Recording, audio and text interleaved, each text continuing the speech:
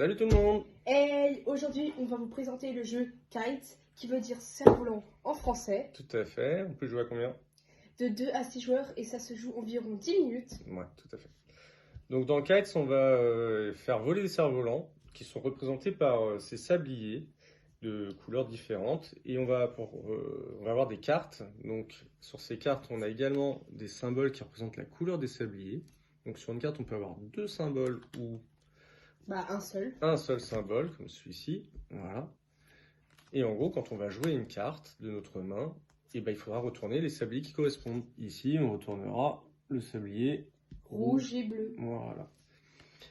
Et la particularité du jeu, c'est ça qui est bien, c'est que donc on joue chacun notre tour, mais on retourne les sabliers, peu importe où le sablier en est dans son écoulement. Donc si on a retourné le sablier violet et que tout de suite après quelqu'un rejoue un violet, on retourne le sablier violet et du coup on a presque plus de temps. La partie s'arrête évidemment si un des sabliers tombe à 0. Et là on aurait perdu, et dans ce cas-là on compterait le nombre de cartes qu'on a réussi à jouer et ça nous donnera un petit score qui est écrit dans les règles. Sinon on peut gagner la partie en vidant toute la pioche et en vidant aussi les cartes qu'on a dans la main. Ok. Donc comme on est 2 joueurs, je vais distribuer... 5 joueurs 5 joueurs, 5 cartes. On va distribuer 5 joueurs, allez. Bon, j'en ai pas seulement, je distribue des cartes. Donc je distribue des cartes. Il faut surtout pas les regarder pour commencer. Ouais. Surtout c'est égalité. Hop, donc je remets le tas. Donc on désigne un premier joueur. Ça sera qui du coup? Pourquoi pas toi? Ok, ce sera moi. Donc la partie elle commence en fait. On va retourner le sablier blanc et à partir de ce moment-là, on va jouer chacun de notre tour une carte et on retournera les sabliers qui correspondent aux couleurs de la carte. T'as pas précisé le temps des sabliers. Et ouais, c'est combien de temps des sabliers? Parce que c'est ça qui est intéressant dans ce jeu. C'est que les sabliers, ils s'écoulent pas à la même vitesse. Et ouais. Donc il faut être très vigilant. Donc par exemple le rouge. J'ai oublié, donc je te repose la question. Décidément. Le rouge c'est 30 secondes. Et le violet, 90. Voilà, et puis entre temps, il y a des temps intermédiaires. Bref. Donc parmi les cartes, il n'y a pas de couleur blanche. Donc le blanc en fait ne peut se retourner que si on joue une carte qui ne possède qu'un seul symbole. Donc par exemple, je vais essayer d'en trouver une, mais donc si par exemple, pas de bol, si par exemple je joue ça, je peux retourner le sablier rouge ou à la place, je peux retourner le sablier blanc. Voilà. Mais que s'il y a un seul symbole. Exactement. Avec cette carte-là, je ne peux pas le faire. Je serai obligé de retourner les 2 couleurs indiquées. En plus de ça, quand la pioche est terminée, il va nous rester des cartes en main qu'il faut jouer. Et à ce moment-là, il est interdit de retourner le sablier blanc. Donc il faut arriver à terminer la partie avant que le sablier blanc se termine également.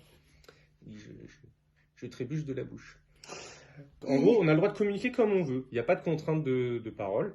J'ai tout à fait le droit de dire « Attention, vite, il faut jouer du rouge parce que le sablier il est en train de tomber à 0. » Ou on peut dire... Oui, il reste plus qu'une carte, il faut faire gaffe au sablier blanc pour pas que quand on retourne, ce soit trop... Enfin, qu'il n'y ait pas assez de trucs et du coup pas assez de temps, etc. Voilà.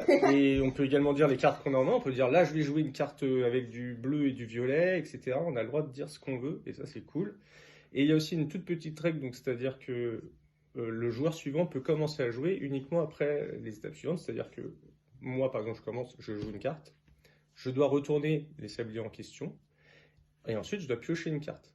Maud, elle aura le droit de commencer à jouer son tour à partir du moment où j'ai fini de retourner les sabliers.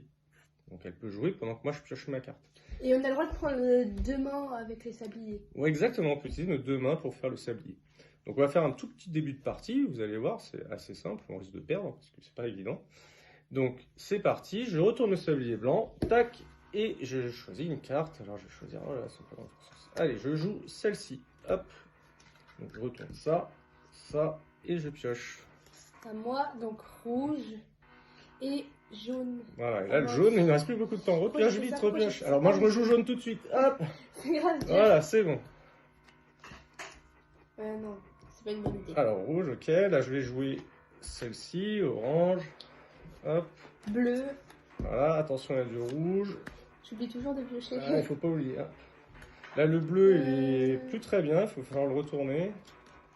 Bleu et violet. Voilà. Moi, je vais jouer. Là, il y a le blanc. Il commence à être pas bien. Alors, je vais jouer celle-ci. Donc, c'est du orange, mais j'ai le droit de retourner parce qu'il n'y a qu'un seul symbole. C'est bleu qui va pas bien. Jaune, c'est pas ouf. Ouais, rouge aussi. Alors, orange. Ouais. Jaune. Moi, je joue du rouge. Pioche, vas-y, hop, c'est encore à toi. Orange, c'est pas ouf. Vous voyez, c'est assez frénétique, c'est plutôt marrant. Hop, Voilà. hop, le jaune, allez, je retourne du jaune. Hop, Ça me stresse. Blanc, blanc, blanc. ok, et on a perdu. Comme vous pouvez le voir, le rouge ici, c'est complètement écoulé. J'avais pas vu. Et on n'a pas fait attention. Voilà, vous voyez, là, on a perdu. Bon, c'est normal, hein, c'est la première partie. Oui.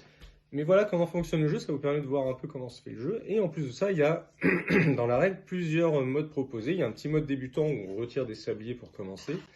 Et après, il y a un mode expert où on va pouvoir rajouter des cartes un peu plus compliquées. Donc il y a 3 types de cartes.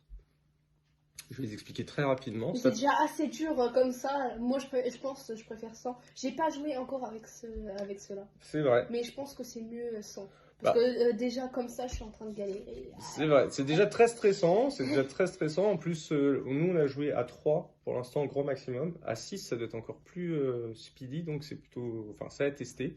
En tout cas, il y a un très beau potentiel sur ce jeu. Moi, je m'amuse beaucoup déjà à 3, même à 2, c'est plutôt fun. Et donc, comme je disais, on peut quand même rajouter des cartes un peu plus complexes si on veut pimenter le jeu. Donc, on les ajoute comme on veut. On peut mettre toutes les cartes ou on peut en prendre qu'une partie ou mélanger un peu les styles. En sachant donc que, par exemple, on a ces cartes-là.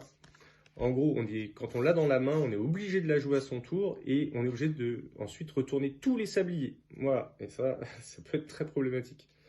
On a également cette carte où les cerfs-volants s'en mêlent et on est obligé de la jouer également quand on l'a. Et là, il faut donner une carte au joueur à sa gauche et une autre carte au joueur à sa droite. Et tous les joueurs font ça. Ensuite, on a l'avion. L'avion, pareil, on est obligé de la jouer quand on l'a dans la main. Et à ce moment-là, tant que la carte avion est visible devant un joueur, eh bien, on ne peut plus parler. Voilà. Donc, j'espère que ces explications vous ont plu. Oui, que cette vidéo vous a plu. Bah ouais, nous, on vous incite à le tester. En tout cas, il est vraiment très sympa. Oui. Et puis, bah, on se dit à bientôt pour une prochaine vidéo. Bye bye. Bye. Abonnez-vous.